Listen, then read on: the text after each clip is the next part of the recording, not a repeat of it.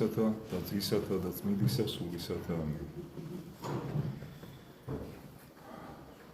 რა უნდა ვთქვა ჩვენ ისეთი, რომ ხუთბა შევასხათ მოციქულთა თავებს, პეტრესა და პავლეს. მოусმინოთ თაებრივ იოანე ოქროპირს, პავლე და პეტრე მოციქულთა ღვაწლის შესახებ. სულიწმინდის მადლმა წმინდანთა ცხოვრებისა და მათი ქცევის აღწერა დაგვიტოვა. რათა გვესწავლა, რომ ადამიანებმა, რომლებსაც ჩვენნაირი ბუნება აქვთ, როგორ შეასრულეს ყველაფერი, რაც სათნოებას ეხება და ჩვენს სათნოებაში ვარჯიშისაკენ წავეხალისებია. ჩვენში მათდამი სიყვარულისაკენ მგზნებარე მისწრაფება აგვინთო. მას ეს როგორ მოხდება? თუკი ჩვენ გამუდმებით იმ კაცებს მივეტმასნებით და ისინი მუდამ გვემახსოვრება, მაშინ მათი ცხოვრების წესსაც შევითავისებ და ამით ღმერთი უფრო მეტად იდიდება, ვიდრე სხვა დანარჩენით.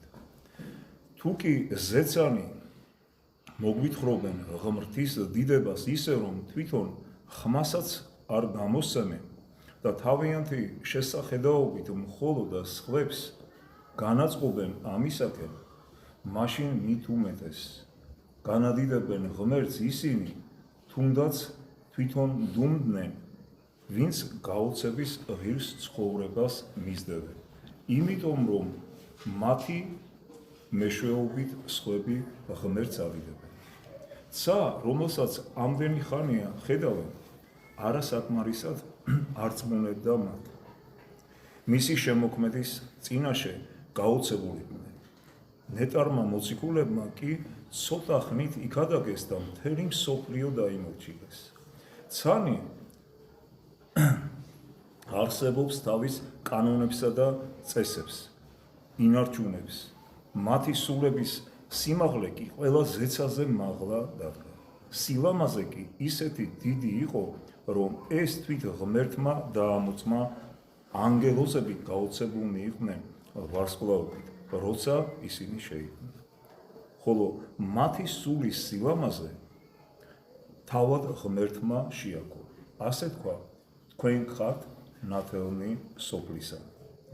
ეს ცა ხშირად იფარება ღრუბლებით, მათი სული კი არავითარი განსაცდელით არ იხუმრება, არამედ ამისაგან კიდევ უფრო მეტი სიკაშკაშით ელვარებს. ამიტომ პავლეც ამბობდა, სათნო მიჩნს უძლურებათა შინა, გინებითა, ჭირთა, დევნულებათა და იწრუებათა ქრისტესთვის. ხოლო შემდეგ ფილიპელებს სწერდა, რამე თუ მახსოვთ მე თქვენ გულსა ჩემსა კრულებათა შინა ჩემთა და სხვა ადგილსაც, რათა თქვენ გესმოდეთ, რომ მე ბორკილებში ვარ, ყველგან ბორკილებს მადებენ. მე დაჟინებით ვილაპარაკებ ბორკილებზე, იმიტომ რომ ისინი გულს მიჩქროლებს და ჩემში სურვილს თესავს. პავლე ყველას წინაშე დავაყენო. პავლე, რომელმაც ყველაზე მეტი იშრომა, რომლის შესახებაც თვითონ ქრისტე ამბობდა, მე ჭური რჩეული მიპოვნი ეს იგიო. პავლე აოხრებდა ეკლესიას, სახლებში ვარდებოდა, კაცებსა და ქალებს ათრევდა, მაგრამ იმ დროს, როცა დამასკოს უახლოვდებოდა, უეცრად სინათლემ გაანათა და იგი დაბრმავდა. მაგრამ მისი დაბრმავება მთელი მსოფლიოს განათლებად იქცა. ვინაიდან ის, რასაც ხედავდა, მას ავა წარმოუდგებოდა. ღმერთმა, რათა მას მართებულად ხედვა შესძლებოდა, სასიკეთოდ დააბრმავა იგი, რითაც თავისი ძლევამოსილებაც გამოაჩინა და ქადაგების საშუალებაც წინასწარ უჩვენა. სახელოდ ის, რომ საჭიროა ყველგან მას მივყვეთ, ისე რომ ჩვენი ყველაფერი მივატოვოთ და თვალები დავხუჭოთ. სწორედ ამაზე მიუთითებდა პავლე, როცა შესძახა, უკვე თუ ვისმე ბრძენ ჰგონიეს თავი თვისი თქვენ შორის ამას სოფელსა სულელ იქმენი, რათა იყოს იგი ბრძე.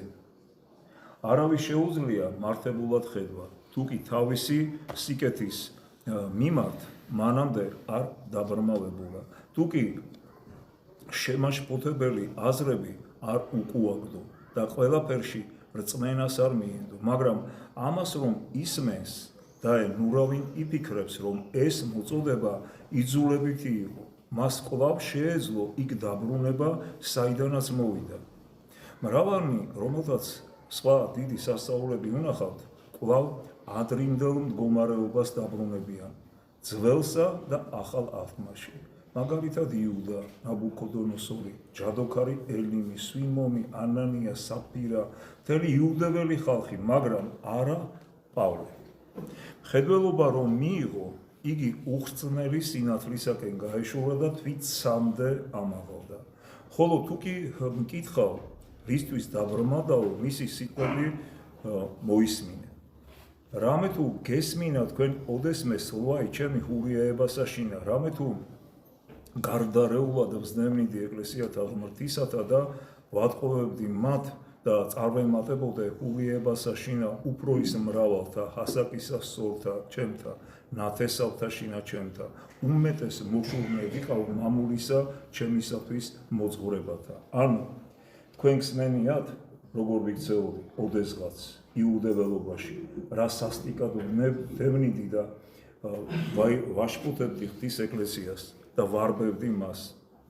ასე რომ აღვემატებოდი იუდეველობაში ყველა ტოლსტოლს ჩემი მოდგმისა, რადგანაც უკიდურესი გულმოდგინებით ვიცავდი მამა პაპეულ გადმოცემებსო.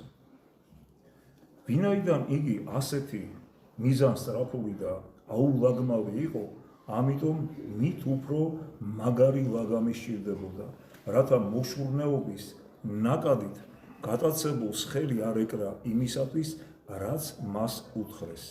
ამიტომ ღმერთმა მისი სიგიჟის ასალაგმავად მისი მისწრაფების მძვინვარე ალღები ჯერ დაბრმავებით დაამშვიდა და მასთან ლაპარაკს ამის შემდეგღა იწყებს, თავისი სიბრძნის მიუწვდომელობას და ხილვის აღმატებულობას უჩვენებს, რათა მან ისწავლოს, რომ მას არ ძალუց გაუძლოს იმას, ვისაც ებრძვის, არა მარტო მაშინ, როცა იგი სჯის, არამედ მაშინაც იგი როცა სიკეთით სყალობს.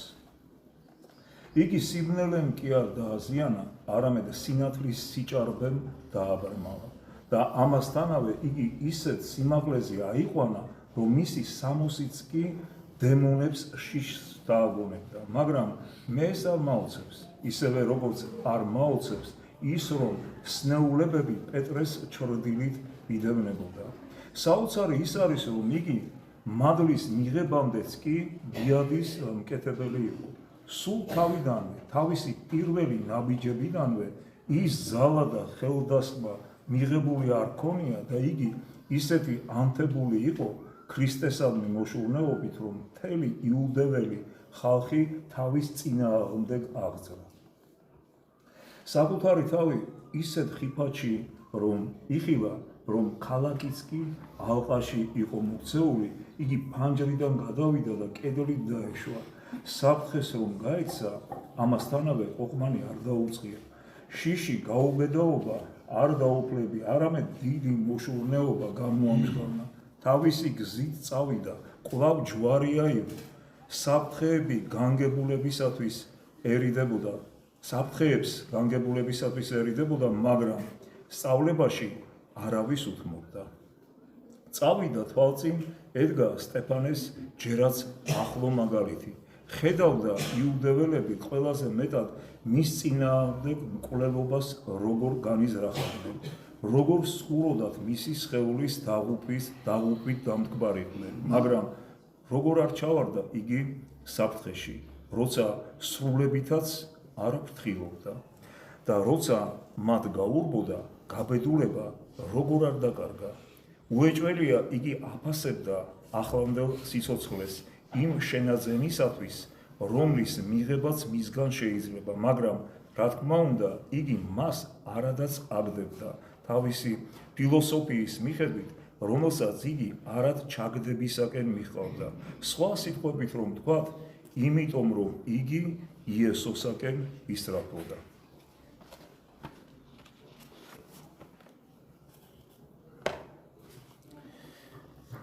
შემდეგ იოანე ოქროპირი აგრძელებს თხრობას იმის შესახებ, თუ როგორ 8 წელში იყვნენ ძველი აღთქმის მართლები, როგორიც არის ისააკი თავს წირავდა, ასევე იხსენიებს სხვა ძველი აღთქმის მართლებს, რომელთაც თავიანთი თავდადება გამოაჩინეს ჭეშმარიტი ღმერთის მიმართ. და ბოლოს აჩერებს ყურადღებას იობთან დაკავშირებით. იობი სტუმართმოყვარე იყო, გაჭირვებულთათვის მაშინ, როცა მას ურიცხვი ცხვარი და ხარი ჰყავდა. ამას კი არაფერი ჰქონდა, სხეულის გარდა და გაჭირვებულებს მით ეხმარებოდა. იგი ასე შეძახებს, ასე ამბობს: თქვენ თვით უწყით, რამე თუ სახმასამას ჩემსა და რომელნი იყვნენ ჩემთანა ხელნი, ესე ჩემნი მსახურებდესო.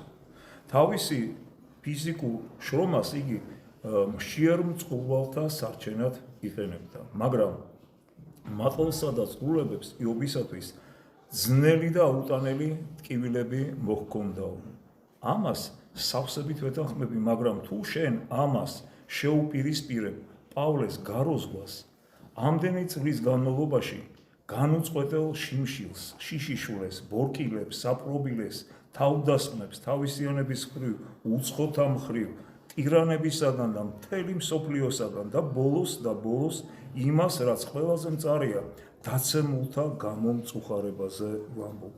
ანუ ირგვლივ ხედავდა თუ როგორ ვერ უძლებდნენ ამ ტანჯვას და მიდიოდნენ ქრისტეს უარყოფამდე. ყველა ეკლესიაზე ზრუნვას, წვავენ მწუხარებას, რომელსაც იგი ყველა ცუნებულის გამო განიცდიდა. შენ დაინახავ, რომ სული, რომელიც ამ ყველაფერს იტანდა, როგორ უმტკიცესი იყო კლდეზე, როგორ აღემატა იგი რკინასა და ადამანს და რაც ამან სხეულით აიტანა, ამან სულით, ხოლო მწუხარება თითოეული ცუნებულის გამო სულს ნებისმიერ მატყლზე უარესად ხრავს. ამიტომ იგი განუწყვეტლივ აფრქვევდა ცრემლებს არა მარტო დღეების, არამედ ღამეების განმავლობაში და მათგან თითოეულში უფრო მძიმედ იტანჯებოდა, ვიდრე ქალი იტანჯება სამშობიარო ტკივილებისას. ამიტომაც ამბობდა იგი: ჩემი შვილები, რომელთაგანაც მე კვლავ შობის ტანჯვაში ვარო, იობის მერე კიდევ ვინ იწვევს გაოცებას? უეჭველია მოსე, მაგრამ იგი მასაც ბევრით აღემატა. რა თქმა უნდა, მოსეს წმინდა სული, დიადია და სხვა ყველაფერი, მაგრამ მისი მწვერვალი და გვირგვინი არის ის, რომ მან გადაწყვეტილება მიიღო იუდეველთა გადარჩენის გამო, წაშლილი ყოფილიყო, ანუ ცოცხალთა წიგნიდან, არამედ მას სურდა სხვებთან ერთად დაღუპულიყო. პავლეს კი სურდა მათთან ერთად კი არ დაღუპულიყო, არამედ ისინი გადაერჩინა და თვითონ მარადიული დიდება დაეკარგა. ერთი ფარაონს ებრძოდა, მეორე კი ყოველდღიურად ეშმაკს ეომებოდა. ერთი მხოლოდ ერთი ხალხისათვის შრომობდა, მეორე კი მთელი მსოფლიოსათვის. ყველგან ოფლს კი არა, არამედ ოფლის ნაცვლად სისხლს ღვრიდა და არა მარტო დასახლებულ, არამედ დაუსახლებელ ადგილებსაც ასწორებდა. არა მარტო საბერძნეთს, არამედ ბარბაროსთა მიწასაც. შეიძლება ასევე წინ წამოვწიოთ ისე სამუელი და სხვა წინასწარმეტყველები, მაგრამ სიტყვა რომ არ გაგვიგრძელოთ ესე, ჩვენ მათგან თავარს მიუბრუნდებით. თუ კი იგი სხვებზე უკეთესი აღმოჩნდება, მაშინ სხვებთან დაკავშირებით არავითარი ეჭვი აღარ დარჩება. ესენი რომელნი კორიფეები არიან, სხვა ვინ იქნებიან, თუ არა დავითი, ელია, იოანე, ერთი ქრისტეს პირველი მოსვლის წინამორბედი, მეორე მეორისა. ამიტომაც აქვთ მათ საერთო ერთმანეთთან და თვით სახელწოდებითაც მას რა არის განსაკუთრებული დავითში? მორჩილება და ღვთისადმი სიყვარული. მას ორივეს მხრივ ვინ არ აღასრულა მეტი თუ არა პავლეს სულმა. ხოლო ელიაში რა არის საოცარი, რომ მან დახშა, მოავლინა შიმშილი, ცეცხლი ჩამოიტანა, არა, მგონია უფრო ის, რომ იგი ღვთის მოშურნე იყო, ცეცხლზე უფრო მგზნებარი, მაგრამ თუ კი შენ პავლეს მოშურნეობას შეხედავ, დაინახავ, რომ იგი იმდენჯერვე აღემატება მას, რამდენჯერაც ეს უკანასკნელი სხვებს აჭარბებს. რა შეედრება იმ სიტყვებს, რომლებიც მან უფლის დიდების მოშურნეობით თქვა, რომ ვილოცებდ მე შეჩვენებულ ყოფად თავსა ჩემსა ქრისტესგან, ძმათა ჩემთა ქრისტიანათესავთა ჩემთა ხორციელად. ანუ ასე რომ ვისურვებდი, თვითონვე ყოფილიყავი შეჩვენებული და ქრისტესაგან მოკვეთილი ჩემი ძმების, ჩემი სისხლისა და ხორცის გამო. მაგრამ პავლეს ვერავინ შეედრება, თუნდაც ისინი 1000-ჯერაც უხორცოვნი იყვნენ.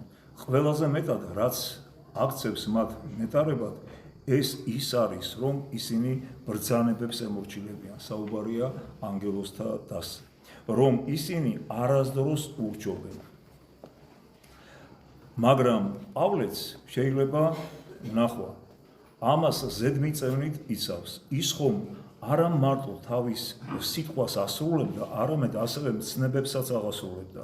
ამაზე მიუთითებდა იგი, როცა ასე ამბობდა, რაიმე უკვე არს სასყიდელი ჩემი, რაითა ვახარებდე, რაი უსასყიდლოდ ვახარებდე, სახარებასა მას ქრისტესსა. ხოლო სხვა რა აუწევდა, როცა წინასწარ მეტყველი მათზე ლაპარაკობდა, რომელმა შექმნა ანგელოსნი მისნი სულა და მსახურნი მისნი ალად ცეცხლისა. მაგრამ ამისი სხვა პავლესთან შეიძლება თითქოს სული ან ცეცხლი ყოფილიყო. იგი მთელს მსოფლიოს გადიოდა და მიწას წმენდდა, მაგრამ ცას მან ვერ მიაღწია. თუმცა საოცარია ის, რომ მიწაზე ასეთი იყო, რომ მოკვდავი სხეულით შემოსილი უხორცო ძალებთან ასპარეზობდა. ამიტომ იქ გასული სამეფო ტახტის სიახლოვეს იმყოფებოდა. იქ, სადაც ქერუბიმები ადიდებდნენ და სერაფიმები ლიბლივებენ. იქ ჩვენს გარდაცვლილები ვნახავთ პავლეს, თუნდაც ახლოს არ ვიდგეთ, ყოველ შემთხვევაში მას დავინახავთ პეტრესთან და წმინდანთა დასთან ერთად, როგორც ჩვენს თავს და ქომაგს და მის სუფთა სიყვარულით დავტკბებით. თუ კი აქ ყოფნისას მან ისე შეიყვარა ადამიანები, რომ მიუხედავად იმისა, რომ სურვილი ჰქონდა სიცოცხლე დაესრულებინა და ქრისტესთან ყოფილიყო, მან მაინც ამჯობინა აქ დარჩენილიყო. მაშინ მით უფრო მგზნებარე სიყვარულს გვიჩვენებს. მე მიყვარს რომი იმისათვის, რომ იგი იქ სიცოცხლეში წერდა და რომ მას რომაელები ასე უყვარდა, პირადად შეხვდა და ესაუბრებოდა მათ. იქ დაასრულა სიცოცხლე და ისინი მის სხეულს ინახავენ. ამით ქალაქი მეტად იდიდება, ვიდრე სხვა დანარჩენით, როგორც დიდსა და ძლიერ სხეულს მას ორი მოკაშკაშე თვალი აქვს. ეს იმ წმინდანთა სხეულებია, ცა ისი არ ბრწყინავს, როცა მზე თავის სხივებს აგზავნის, როგორც რომაელთა ქალაქი, რომელმაც მთელი მსოფლიოსაკენ ეს ორი ლამპარი გაგზავნა. აქედან აღიტაცება პავლე, აქედან აღიტაცება პეტრე. გაიაზრეთ და ათროდით იმის გაფიქრებაზე, რა სანახაობას ნახავს რომი, როცა პავლე აღდგება, ის საფლავიდან პეტრესთან ერთად და აღიყვანება ქრისტეს შესახვედრად. რაც ღვენს გაუგზავნის ქრისტეს რომი, როგორი ორი გვირგვინით შეიმკობა, როგორი ოქროს ჯაჭვებს შეირტყამს წელზე, რა წყაროები ექნება. ამიტომ მე ეს ქალაქი მაოცებს, არა დიდი რაოდენობით ოქროს გამო, არა კოლონებისა და სხვა ბრწყინვალების გამო, არამედ ეკლესიის იმ ბურჯების გულისათვის, ვინ მომცემს მე შესაძლებლობას პავლეს სხეულს მოვეხილო, მის საფლავს მიუახლოვდე, ვნახო მისი სხეულის ნეშტი, იმისი, ვინც შეავსო ის, რაც ქრისტეს არ დაუსრულებია, ვინც ატარებდა მის წყლულებს ყველაგან მასზე ქადაგებას თესავდა, ვნახო ნეშტი ბაგეებისა, რომლებიც ქრისტეს იუწყებოდა, რომლებითაც იგი მეფეების წინაშე ლაპარაკობდა და არ შერცხვენილა, რომლებისგანაც ჩვენ პავლეზე და პავლეს უფალზე გავიგეთ. ჩვენ ხუხილი ისე არ გვაშინებს, როგორც მისი ხმა დემონებს. როგორც საზე გამოჩენილი ელვა სცემს შიშის ზარს მის მხილველებს, ისე პავლეს ხმაც ეშმაკს შიშის ზარს სცემდა. მეხის დაცემის მსგავსად იგი თავს ატყდებოდა მის ბანაკებს. ეშმაკს არ ძალუძდა, მას დადგომოდა. არამედ მისი ისე ეშინოდა და ისე თორთოდა, რომ როგორც კი მის ჩრდილს დაინახავდა და ხმას გაიგონებდა, შორს გარბოდა. თუ კი მისი სამოსის წინაშეც კი თორთოდა, მისი უმეტესი, მისი ხმისა, იგი მას შეკრულს ატარებდა, სოფლიოს წმენდა, სნეულებებს კურნავდა, უმართებულობისაგან ათავისუფლებდა, ჭეშმარიტებას ნერგავდა. ქრისტე ყავდა დავანებული და ყველგან მასთან ერთად გამოდიოდა. რაც ქერუბიმები არიან, პავლეს ხმაც ის იყო. როგორც იგია დავანებული ამ ძალებზე, ისევია დავანებული პავლეს ენაზეც. იგი ღირსი იყო ქრისტე მიერ, ვინაიდან იუწყებოდა იმას, რაც ქრისტეს სურდა და ვინაიდან გამოუთქმელ სიმაღლეს ეხებოდა. როგორც სერაფიმები, ვისურვებდი მენახა არა მარტო ბაგეების, არამედ მისი გულის ნეშტიც, რომელსაც შეუცდომლად უწოდებენ მსოფლიოს გულს, ურიცხვის სიკეთის წყაროს, ჩვენი ცხოვრების საწყისსა და ელემენტს, მისი ცხოვრების სული აქ ყველაზეა გამოგზავნილი და ქრისტეს ასუებს, მინიჭებული აქვს. ვისურვებდი ეს გული, თუნდაც დაშლილი მენახა. იგი ზეცაზე მაღალია, სოფლიოზე ვრცელია, მზის სხივებზე ბრწყინვალეა, ცეცხლზე უფრო ცხელია. ადამიანზე მაგარია, იმიტომ რომ მას ეღირსა ქრისტე შეეყარებინა, ისე როგორც სხვას არავის არ ყარებია. ვისურვებდი მენახა ნეშტი პავლეს ხელებისა, რომლებსაც ბორკილები ედო, რომელთა დადებით იგზავნებოდა სული წმინდა, რომლებითაც მან წმინდა წერილები დაწერა, მისი ხელები, რომელთა დანახვაზეც ექიდანა ცეცხლში ჩავარდა. ვისურვებდი მენახა ნეშტი თვალებისა, რომლებიც სამართლიანად დაბრმავდნენ, მაგრამ სოფლიოს ხსნისათვის აღიხიუნენ, რომლებიც ხორციელი ქრისტეს ნახვასაც კი ეღირსნენ, რომლებიც მიწიერს შესქერობდნენ და მას ვერ ხედავდნენ და ხედავდნენ იმას, რაც ხედველობისათვის მიუწვდომელია, რომლებმაც ძილი არ იცოდნენ, შუაღამით ფხიზლობდნენ, რომლებიც არ განიცდიდნენ იმას, რაც თვალებისთვის არის დამახასიათებელი. ვისურვებდი ასევე მენახა ნეშტი მისი ფეხებისა, რომლებმაც დაუღლელად შემოიარა მთელი მსოფლიო, რომლებსაც ხუნდები ედო იმ დროს, როცა საპყრობილე ირყეოდა, რომლებაც მსოფლიო და დაუსახლებელი ადგილები შემოიარა, რომლებიც ხშირად მოგზაურობდნენ, კიდევ რაზე უნდა ვილაპარაკოთ კერძო.